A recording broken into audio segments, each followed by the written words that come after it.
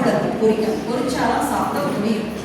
அடுத்து ஒரு கடைசி சரணத்துல அவர் சொல்றார், மோன முத்ரையாகும் முடிவில்லா பாத்திரத்தில் ஞானாக்னியால் காயும் நற்பிரம்மம் நெய்யதில் நான் அதுவாகவே நாளும் பொறித்து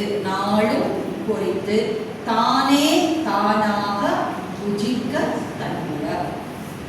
இந்த செஞ்சிருக்க இந்த அப்பளத்தை ஆத்ம அனுபவம் அப்படிங்கிற உலகிற்கு அப்பளத்தை ஞாபகம் வச்சுக்கூடாது. புரியறதுக்காக நம்ம மிளகு ஜீரகம் எல்லாம் சேர்க்கிறோம்.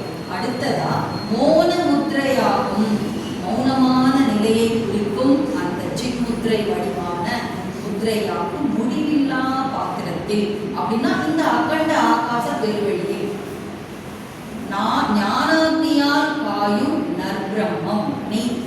அந்த பிரம்மம் அப்படிங்கிற அந்த ஞான அக்னியில அதுதான் அந்த நெய் அப்படின்னு சொல்லியிருக்காங்க. ஞான அக்னிய நெய்க்கு சமமா சொல்லியிருக்காங்க.